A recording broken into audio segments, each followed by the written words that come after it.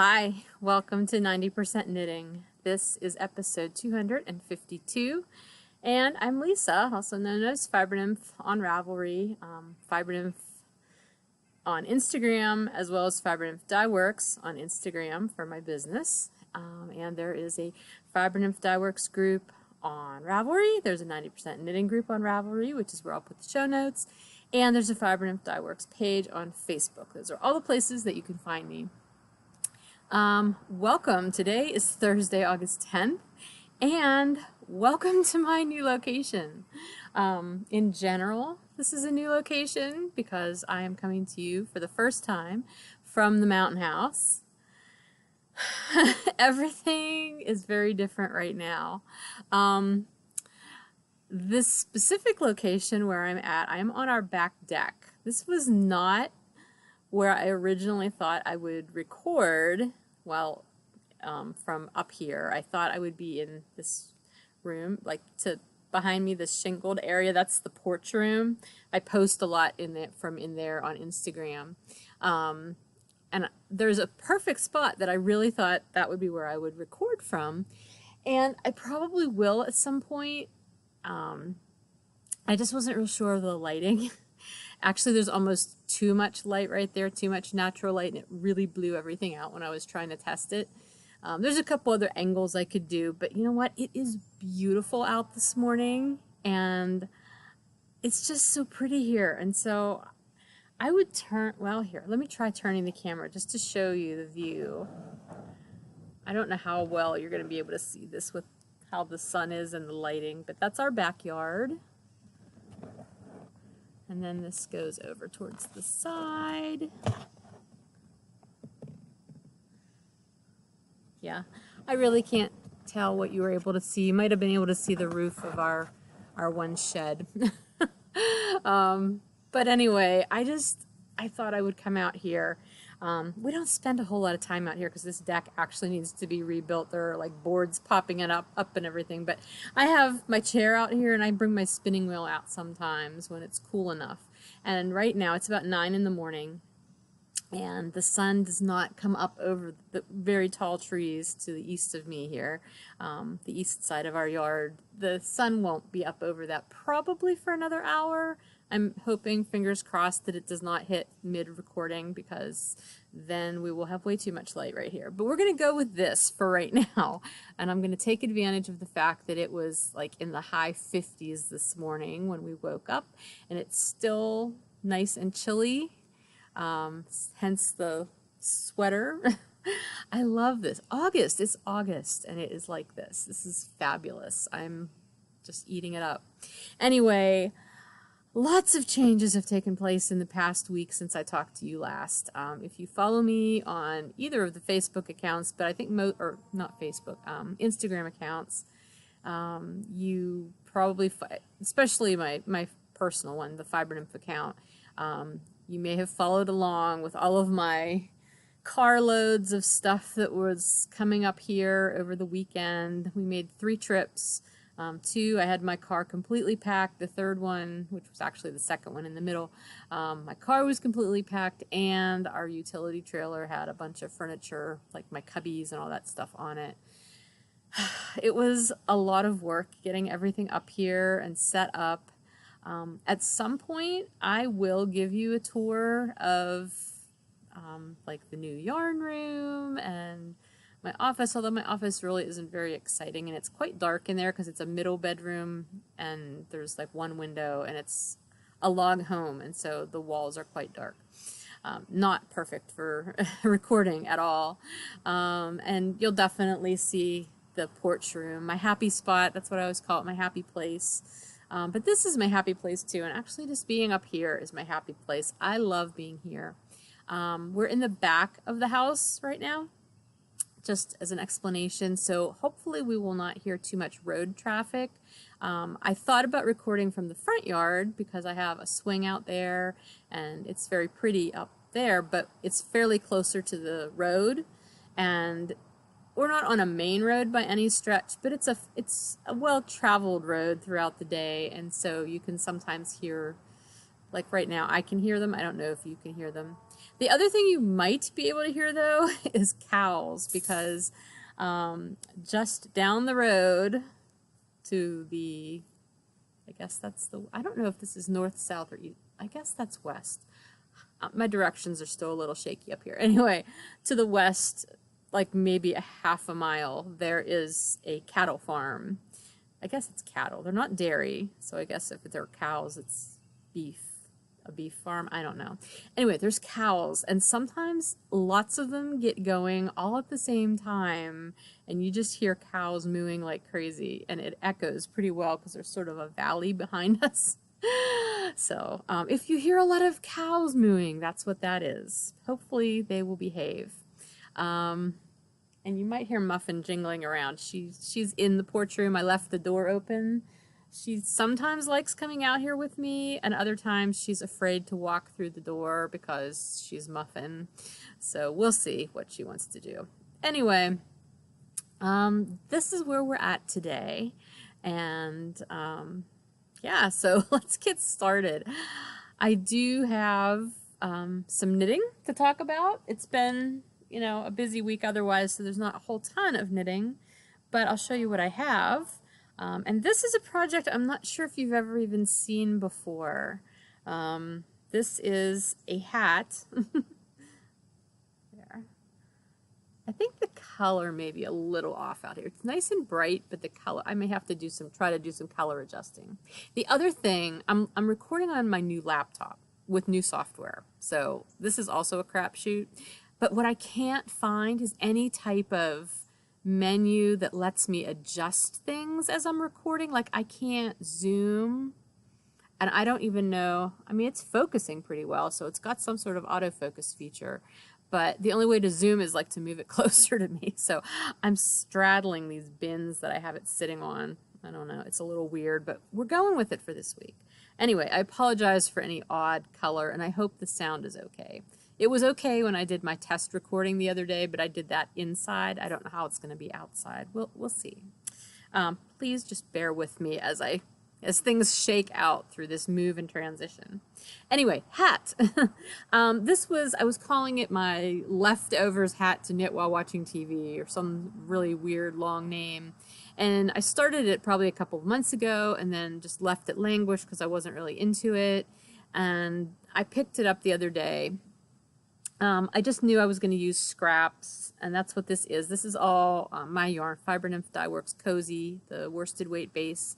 So I knit about, I would say maybe 2.5, 3 inches of a brim, but I was really getting bored with just knitting in the orange, and I knew I wanted to do this fun little color work motif. It's not really a pattern, it's just 2x2 color work, and then I offset it every couple of rows with a row of orange in between. I believe if you go to my project page, I did write down what I did, so you'll be able to see that.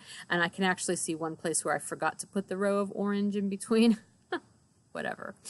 But I just was too bored to do any more stockinette than here, so I thought, oh, well, that's okay. I can roll it up like part way up the ribbing. But yeah, it doesn't want to. It's not enough ribbing to do that, so it kind of wants to roll up right there where I started knitting, because that's, you know, that's where the purls are, and it's acting like a turning row. So you don't see the bottom part of the color work, but it's okay. Whatever. I really like how it turned out. It's super cute. The only thing, and my color work is actually fairly even. It's a little puckery. I don't know, I guess I could have loosened up my tension a little bit. It's also not been blocked. I finally, I think I got my color dominance issues worked out on this, because I was listening to Sarah Pomegranate from Yarns at Yin-Hu. I told you I've been listening to her back episodes. And there was one, I finally made it up to about last year where I started listening to her really regularly, so I don't know that I'll listen to the rest of them because I have heard all of those. But there was one episode she was talking about color work, and she said that the yarn held to the left is the yarn that typically pops more than the yarn held to the right. So being a continental knitter, I know I knit more loosely continental than I do if I knit English with my right hand. So that sort of made sense to me. And so I was holding the contrasting colors, either the yellow or the gray, in my left hand and doing them continental.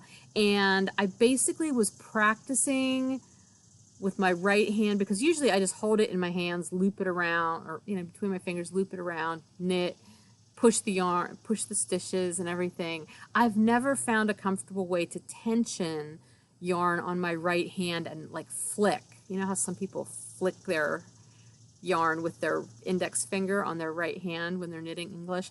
I've never figured that out. So that was basically what this hat ended up being. It ended up being a long exercise in trying to figure out a way to do that comfortably so that I was not constantly having to pick up and put down the right hand piece of yarn. And by the time I got to the second half of it, I was kind of getting it. I had to tension it really weirdly.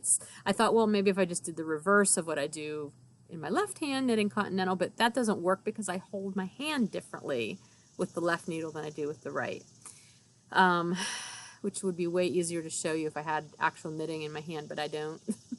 Just trust me on this. So I will probably, actually I did start a second hat because I have enough of all these yarns left to do another hat. But I was using the yellow as the main color, and I was going to do a different motif, and I started it and totally messed it up, so I have to rip part of it out, so I'm not even going to show you that. But I think I'm going to do another hat similar to this so that I can practice that again, because I would like to get better at that. That's one of the things about knitting color work that always makes me hesitate, because I'm not adept at doing that flicky thing with my right hand, so it takes me longer, and I think it does affect my tension.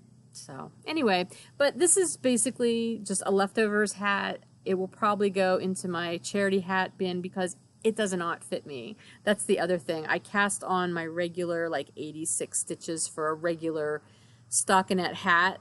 That fits me perfectly, but with all those floats for the color work, this will fit like a child. Even once it's blocked. So, and that's fine. I'm happy to add it to my charity hat stash. So that's my only finished object this week. I do have a hoe, though. Oh, and by the way, that hat, I knitted on US 6s, and it used 152 yards of yarn, or 139 meters. So, all right, the other item I have is a hoe, and it's a sock, and I'm sorry, I do not have sock blocker. I probably have them somewhere up here. I have no idea where at this point.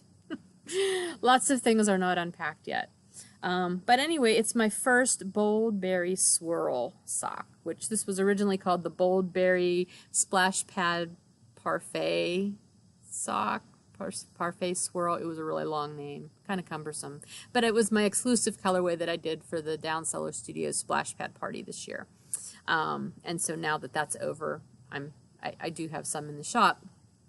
Anyway, it's looking a little more red than it is in real life. Yeah, color is definitely going to have to be adjusted on here. But it's done, and I'm very happy with it. It's just a plain stockinette sock with a, the regular slip stitch heel flap, heel turn. It's done, and that gives me another hoe. So that's 4 half-finished pairs of socks. So I have 4 single socks for 4 different pairs of socks that I'm going to lump together, take a picture of, and use that as a stash dash entry, because half objects like that are allowed. This used actually it's kind of funny, same yardage as the hat, 152 yards or 139 meters. So that is 4 socks, plus I realized I finished 8 pairs of socks during Stash Dash. Now, that sounds more impressive than it is, because in those 8 pairs, I'm pretty sure all of them had 1 completed sock, and the other sock either wasn't started at all or it was partially finished. So even at that, that's 8. Wait, am I saying that right? That can't be right. No, 4 pairs of socks. That's what it was. I finished 4 full pairs of socks and then 4 half pairs of socks. So that's 8 altogether. 8 socks that I've knit and or finished. I'm pretty impressed with that. And I got to tell you, I'm pretty socked out right now. I kind of don't want to knit socks anymore at this point in time, so I don't know. But I have not started the second one of this yet. I'm still focusing on things that will get me some stash dash meterage. I have to admit too, though, I am starting to get stash dashed out. Like, I don't know. I'll talk about that more in a minute, because I do actually have something more to show you for stash dash. And that's spinning. I spun the rest of the blue singles. Oh, I don't think I mentioned, I'm sorry, I'm a little discombobulated, clearly. The Boldberry sock, that is on my bounce base, and US1 needles, which is what I always use. Okay, so this is the Highland Handmaid's Targhee in the, it was a rainbow set, so 1 ounce of each color. So this is the blue. Wow, that's really not, that color is not working out well either. At least not on my screen. Anyway, so I finished spinning the blue this morning, and I applied it to the remainder of the green that I had. So I've got this little tiny skein of 33 yards, which is 30 meters. And I have started spinning the final color, which is the purple. So I hope to actually get that done today. That would be nice. And then I can ply those, and I should have a little bit of purple left over that I will probably just wind into a center pull ball and ply onto itself for the last little bit. So that'll be the end of that spinning, and that'll be a nice completed object there. But it's not done yet. I'm kind of conflicted. I mean, the first skein of this I did prior to Stash Dash, and that was the red and the orange. Or the first part of the orange. I plied all that together. So that skein I've technically not counted in my Stash Dash totals. However, if I finish the whole thing, like all 6 colors, and finish the whole the spinning project, technically I feel like I am eligible to count all of that spinning, since it was a whole project, and that's how Stash Dash is set up, that you can count stuff that you've done prior to it starting, as long as you finish it during Stash Dash. And I understand that with like knitted objects or crocheted objects or whatever. It feels different though with spinning, since technically that first skein of yarn could be used as its own skein. Like, it doesn't feel like a separate thing, or it feels like a separate thing to me more so than, you know, a garment that you had the first third of finished before Stash Dash and then finished it, because it's still all just one garment. So I don't know if I will count that or not. I feel like my own personal ethics would get in the way of counting that first skein. We'll see. So anyway, that is all the spinning that I've done. This brings my Stash Dash total up to 8,936 meters. That includes the additional meterage for my Granny Stripes blanket, which I did work a little bit more on that this past week too, but I'll show it to you next time. Because by then Stash Dash will be over and I'll have my final additional meterage added to that. So I'm just over 1,000 meters left to go. I know once I finish this spinning project, it will probably give me about 300 meters, I would say. Oh, I have another project to show you too that I cast on this week, which was a total accidental cast on. But if I finish that project, that'll probably give me another 300 meters, 275 maybe. And I don't know that I'll even bother trying to finish that second hat. I might. But that's still going to leave me about 550 meters-ish that I need to make up if I'm going to hit my 10K. Part of me just really doesn't care at this point. I'm perfectly happy with what I was able to complete this summer. I've done a lot. Like, I had a very prolific summer as far as knitting and spinning has gone. And I'm very pleased with that. And I've surpassed what I did last year in Stash Dash, which was 5K, not 7K, as we talked about last week. And I've surpassed 7K even. So I feel like I've done just fine. If I don't make 10K, that's fine too. Like I said, I actually at the point in the summer, especially with this cooler weather, where I would really love to be knitting on sweaters and bigger things that I know that if I start working on them now, there's just no way I will finish them within the next, whatever, 10 days or less than that, isn't it? Because it's what today? Oh, 10. No, it is oh, that's the other thing. Someone pointed out to me, Stash Dash ends on August 20th, not the 25th like I thought. I knew I had to look it up, but that's like killing me because that is 5 extra days I'm losing, even though I'm going to be on vacation those last 5 days.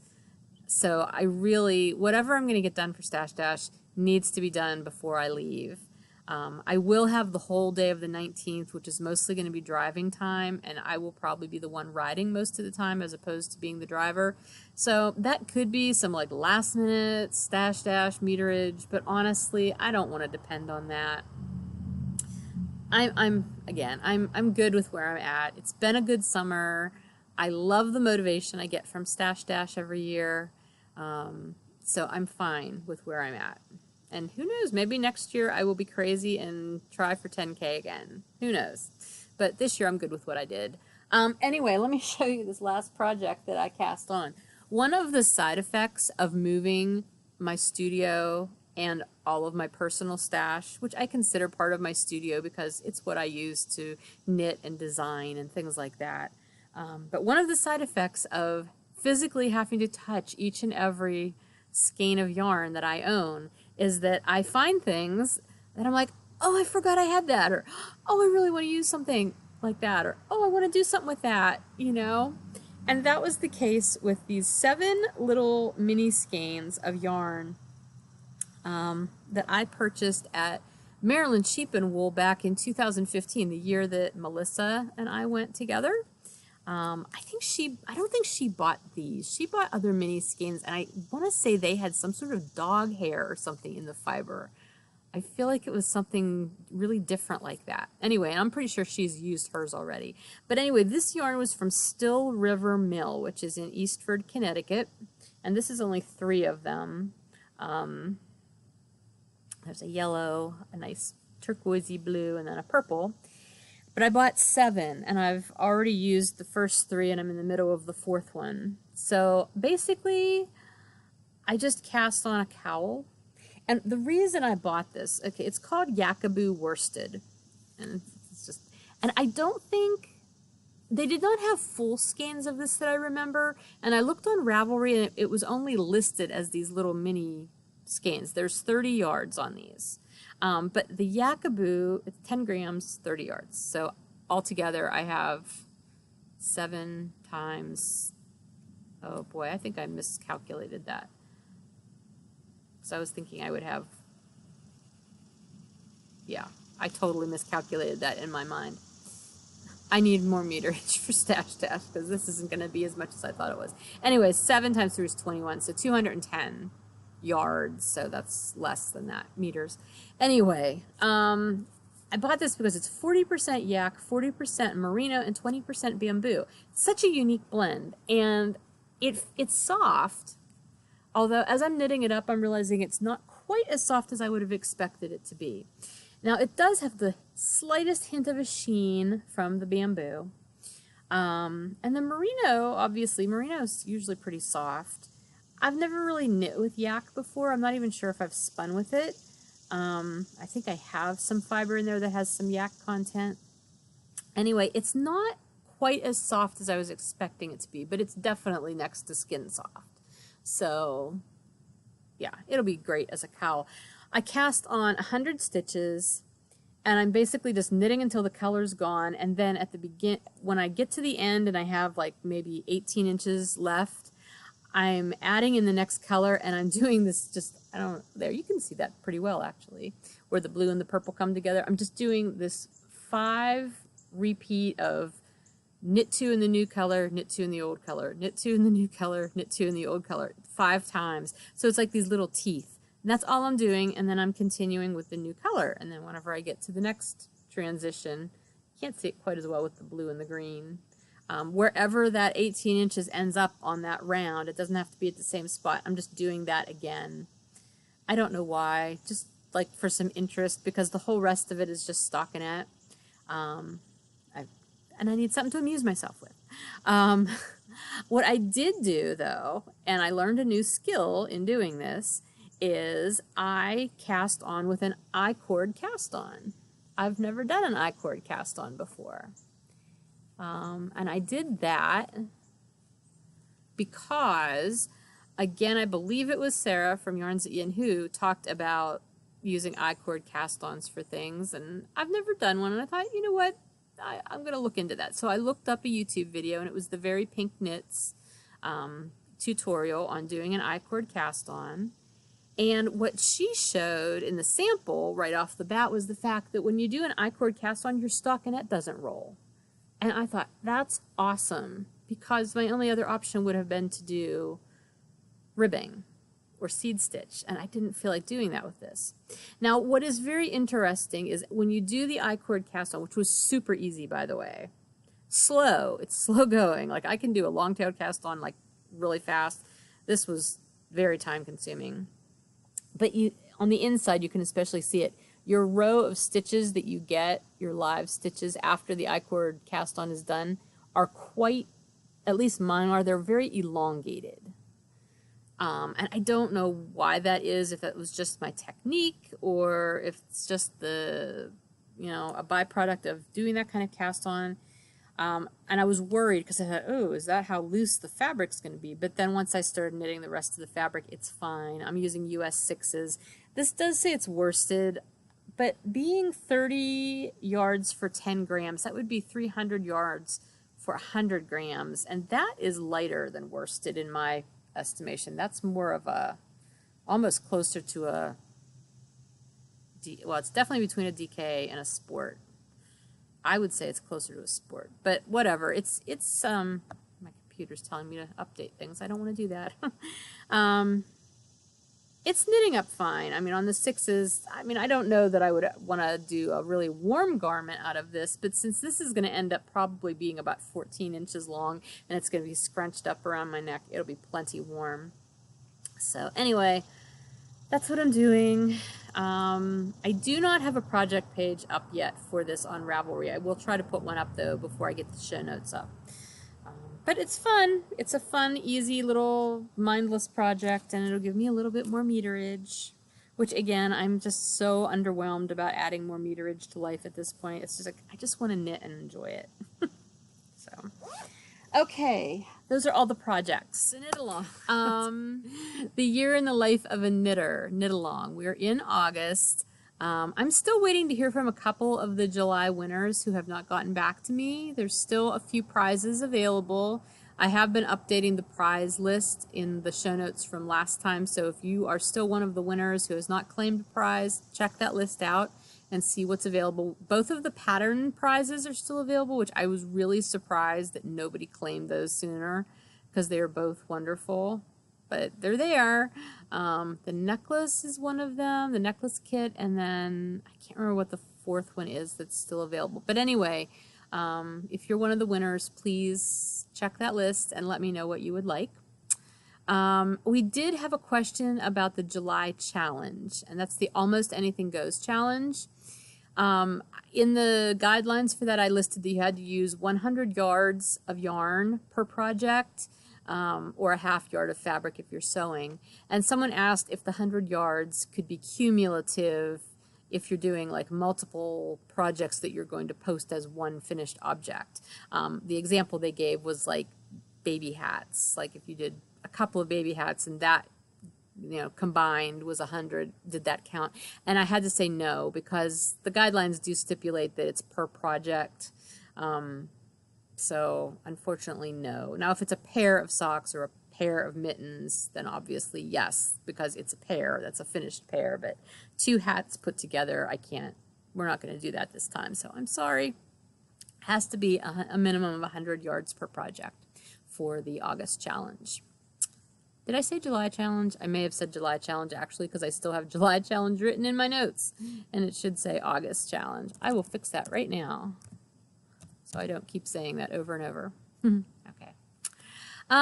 Let's see. What else? New things. Really, I don't have anything new that's exciting yarn-wise or pattern-wise. The only new things I have I'm recording on my new laptop. I did buy a cordless mouse and keyboard to use with my laptop here, which will make it a lot more comfortable at my desk. And a laptop stand so that it's up. See, at my house, on my desktop, I have a nice big monitor, and it sits up on a riser, and I love that, but I can't bring that monitor here yet because I don't have another monitor for my computer at my house, so I have to make do with this laptop screen, which is actually a fairly nice sized laptop screen. But the fact that I can sit it up higher now is nice too. I guess I could have done the same thing by sitting it on books or something, but this is vented so it won't overheat. So those are like my new things. I do need to get a ball winder to have up here. I don't have one. I have the Nancy's Knit Knacks heavy duty ball winder with the power base back at my house, but I don't want to bring that up here yet because I'll still be having my friend Bonnie, who winds balls for me, is still going to be coming to my house usually about once a week. And so she needs to use that. And I don't really want to have to haul that back and forth. It's quite heavy. That would be sort of cumbersome. So I need to get a ball winder.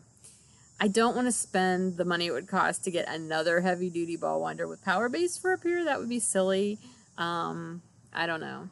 If you have ball winder recommendations that are better than just the little plastic ones, let me know.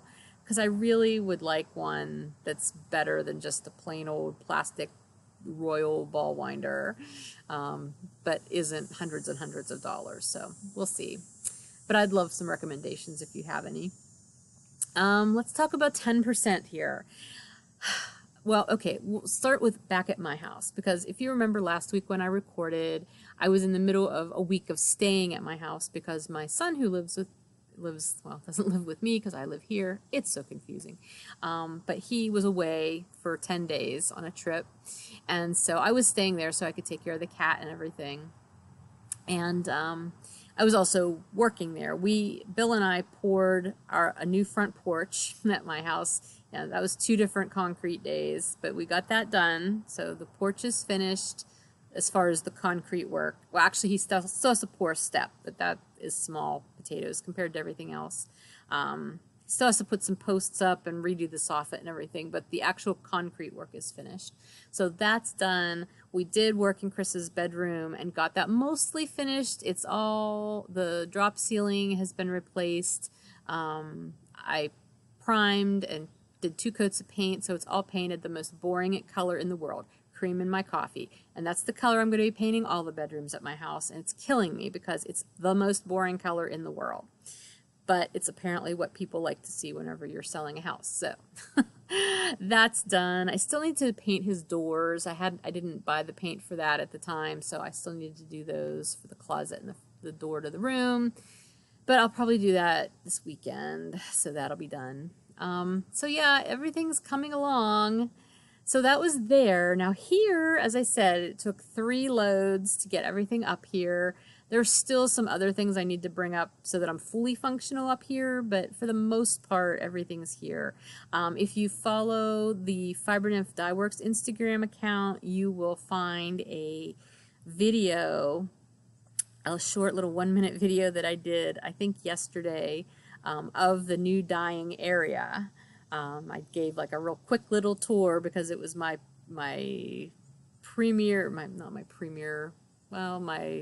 first dyeing day. I don't know what the word is. I'm even looking for here. Debut, that's the word. My debut dyeing day in the new temporary studio space that's in the basement here at the Mountain House. And it went pretty well. I did have to do some reconfiguring as I went along throughout the day, but overall it went fine. And actually there's some things that my setup down there is way easier for me to do stuff than it was when I was working at my house out of the kitchen. So that's cool. What else?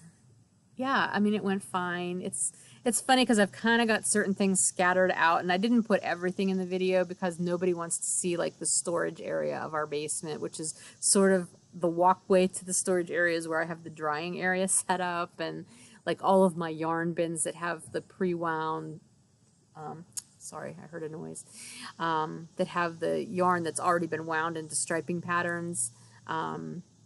Like at my house, I have a big shelving unit that all of those bins are on. Here, I don't have that. I will when I have my actual studio space. But right now, the bins are just kind of scattered about in different locations where I could fit them in. My husband's being very understanding and very patient about this. One person did comment about, out of everything that I showed in that video, the thing that would like stress her out the most is the fact that the floors are white. And yes, that is an issue. And I did tell my husband, I said, you know, there's going to be dye on these floors. I can't control that. It drips. It falls sometimes. And he's like, yes, I understand that that's, you know, part of the deal. What stresses me out a little bit more is the fact that it's ceramic tile floor. And all of my dye stock is in glass mason jars. Like, that is not a disaster waiting to happen. You know there's going to be a jar hitting that floor at some point. I just know it. It's inevitable. I'll be shocked if it doesn't happen. But it is what it is. So I'm dyeing down there now, and that's awesome. I have all of my stash yarn and the shop yarn. The shop yarn was pretty easy to organize. But the stash yarn is all organized in its cubbies again. And at some point, I will give you a little tour of the stash yarn area. It's in our spare bedroom. That's not a bedroom at all right now. It's got everything under the sun stored in there. So it's not a particularly, you know, beautiful room to look at the moment, but I do have one wall of it that's all yarn. I told my husband, I said, you know, yarn is an excellent insulator. We should be getting like energy credits for this or something. But yeah, I will try to do little video tours here and there of different areas up here, like the, you know, the porch room and maybe just around the property. And I would love to record down in the woods. Maybe not down there in the woods, but like on the side. It's really pretty. So I may take you on a little journey sometime and record from a distant locale. I don't know. We'll see. But there's just so many options up here. And I am so happy to be based here now. It's been very weird because I have not been back to my house since Monday morning when I left to come up here. And today's Thursday. So I think this might be the longest that I have not been at my house since I got married last year and moved up here. It's different. Anyway, so yeah, I'm slowly becoming functional work-wise up here. We will be leaving on vacation actually next weekend. Not this weekend, next weekend. So that also is adding some, you know, interesting elements to our schedule right now, getting ready for that. But we do have one other new thing that was unexpected in our lives, and if you follow me on Instagram, you've probably already seen this, but I'm going to pause and go get that new thing so that I can show it to you. Okay. So I'll be right back. Are you ready? Are you ready? Look at her. Oh my goodness. We have a kitten. This was not planned. She found us. I was talking to my husband out the bedroom window the other day. What day was it? I don't even remember now. 2 days ago. And so yeah, today's Thursday, so it would have been Tuesday. I was in the bedroom. He was working down in the garage in the driveway right there, and I had gone in to say, hey, when are you going to be ready for dinner? And as he's talking to me, this little girl comes trotting across the driveway like she owns the place. Like some of our other cats were outside. She wasn't paying any attention to them. She just walked right across, and I'm like, I interrupted. I'm like, there's a kitten behind you. And he's like, what? And he looked, he's like, oh. And she walked right into the garage and just like kind of made herself at home. So I came downstairs and I scooped her up, and I'm like, oh my gosh, she's so adorable. And she's so beat up. Honestly, her ears are all torn up. She's got a little spot on her chest where it almost looks like she had a puncture wound or something. So something's been beaten on her. She was full of fleas, but she was quite gregarious and not at all afraid of people. She hisses anytime any of the cats come near her, but you know, that makes sense if somebody's been trying to chew on you. We have no idea where she came from. I know, I'm fairly certain it's not either of our immediate neighbors. They do have cats, but they would not let a cat be in this condition. I'm guessing it probably came from that farm down the road that I talked about earlier. So she's a rogue farm kitty, probably. She is the friendliest little thing. I don't know, you probably can't hear her, but she's purring like crazy. So anyway, we fed her because she wasn't skin and bones, but you could tell she was hungry. So we gave her some food and brought her in the basement, and we did have some frontline on hand, so we frontlined her. And we're like, what do we do with her? Like, what should we do? And Bill's like, I don't know. He has such a huge heart when it comes to animals in need, and I knew this cat was going to be staying. There was no question, because he would not ignore a cat in need, which is why we now have 6 cats instead of just 5. Not counting my cat at my house. So anyway, yeah, so he made her a little box in the basement and, you know, said she could stay there. And so we put her in the box and showed her where the litter box was, which she's been very good about using the litter box. And then we came upstairs to eat dinner, and like within 2 minutes, we see this little head pop up over the top step. And she's like, hello. And so we let her roam around upstairs. And, you know, the other cats are like, seriously, you're letting that in here? And Muffin hid in the corner because Muffin is my dog, who's crazy and neurotic and afraid of kittens. And so then we sat down, we're eating dinner, and the next thing I know, pop, there goes the little head up over the edge of the table because she had jumped up into Bill's lap. And she basically stayed on Bill's lap all through dinner. Yeah, but then she spent the night and she was fine. She's not a troublemaker. Like, she has not tried to destroy anything yet, you know, knock on wood. But she's just the most adorable little thing. And this morning, actually, I came out and she was curled up in Muffin's bed with her. I was so happy because Muffin and the cats here, like, they get along to the point, like, they just ignore each other. But Muffin doesn't really have a friend up here like she does at my house with Babette. So I'm really hoping maybe this kitten and her will become friends. That would be awesome. So anyway, kitten here does not have a name yet. I've been calling it Mini Kitty and Baby Kitty.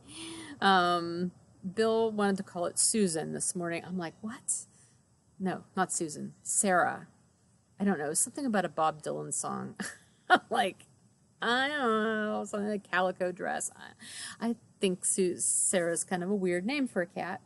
So the name is yet to be decided upon, but I think she's staying. So she's our little new thing. I have not had a kitten in a really long time because Babette's like 5 years old, so it's been a while. But look how happy she is. She's just so happy to be here. Look at her little face. She's got very dark eyes. And then she's got that black fur around both eyes. It makes her look like she's wearing a mask, like she's Bat Kitty or something. And then I love how the top of her head has the black on one side and the pumpkin-y color, the tan color on the other side. It's like just so split. I'm sorry. If you're not a cat person, this probably does not excite you at all. But she is just the most adorable little thing. Her poor ears, though. Oh, my goodness. Anyway. Hopefully she'll heal up. Otherwise, she seems pretty healthy. So, anyway, I'm going to go put her back inside. So, hold on.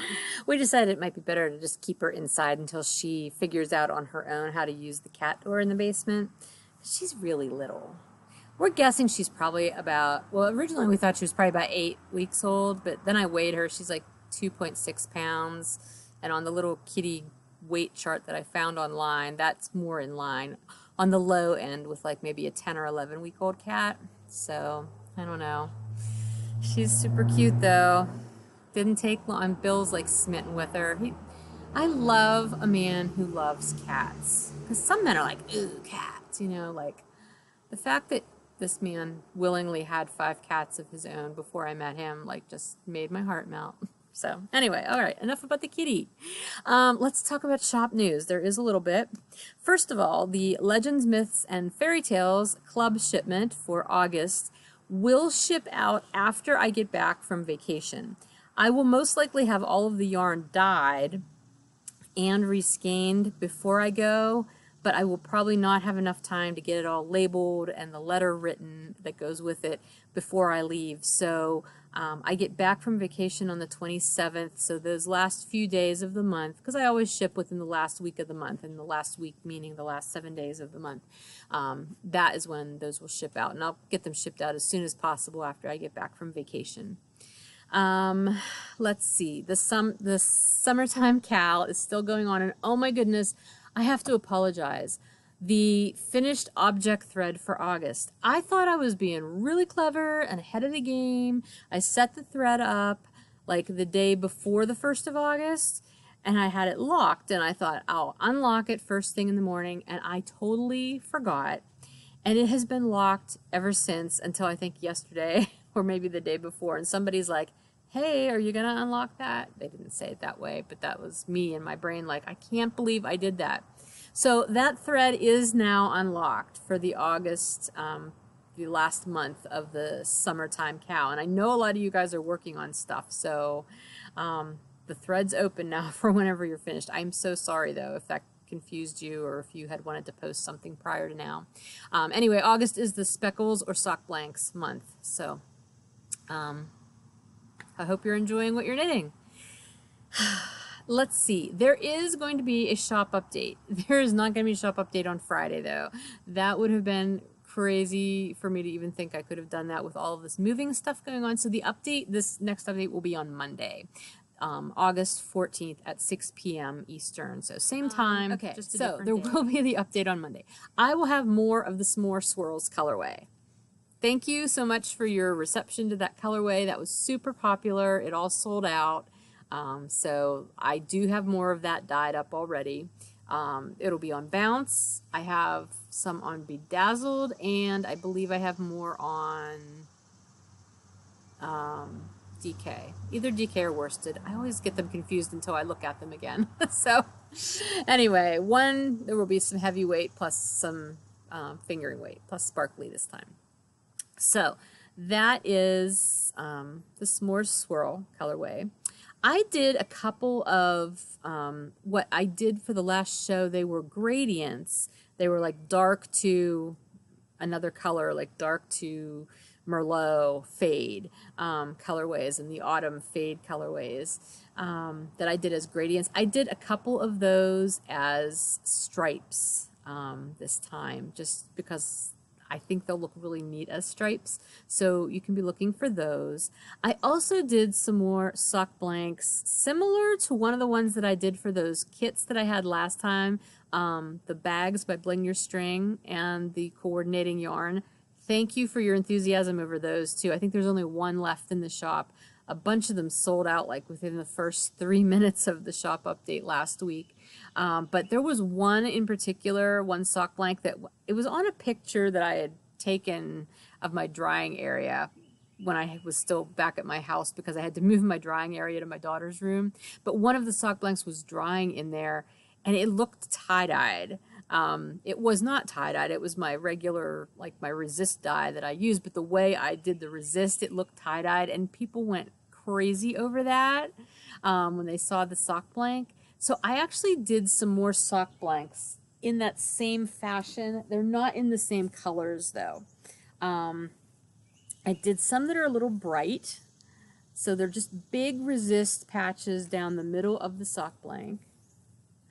This is on a sparkly sock blank. I don't know that you'll be able to see the sparkle on here, and it's getting brighter. The sun's just about to come over the peak of the roof, so I need to finish this up.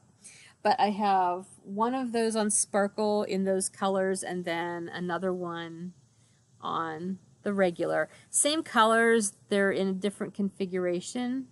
I mean, I can't do these identically anyway, so that's two of them, and then I did another two in autumn colors.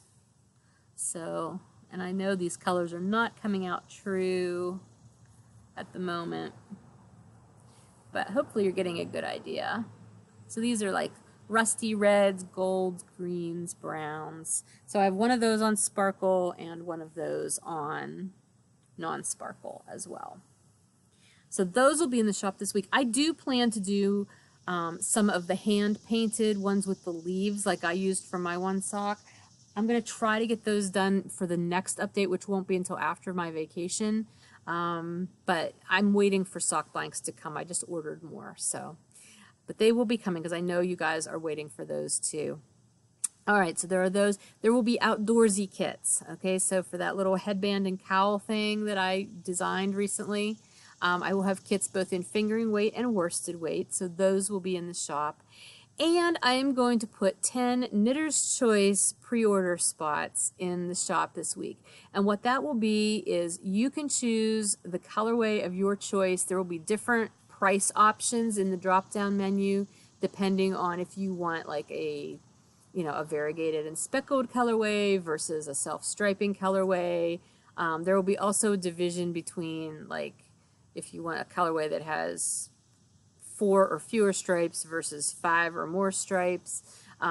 Everything will be listed in the listing, but there will be 10 of those spots, any colorway you want that is in my regular colorway lineup. And I will have all those definitions. I'll have, so it'll be for skeins or sock blanks. I will make it open to either one. If you choose the sock blank option though, you're gonna just have to tell me colors that you want in it and like what method you want it dyed, or if you want like my flowers, those big flowers or the fireworks or, you know, hand painted leaves or whatever, as long as you can tell me colors, I'm willing to do that too. So anyway, you can be looking for that in the update on Monday. Only 10 spots. I like doing those kind of custom things where I just put it out there for you guys to make your own decisions about what you want, but I have to keep them minimal so that I don't overwhelm myself because I'm going to have a very, very busy fall.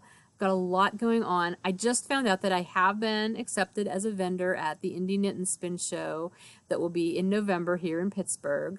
November 10th or 11th, I think the 11th. Sorry, I should have looked that up, but I just got that email this morning.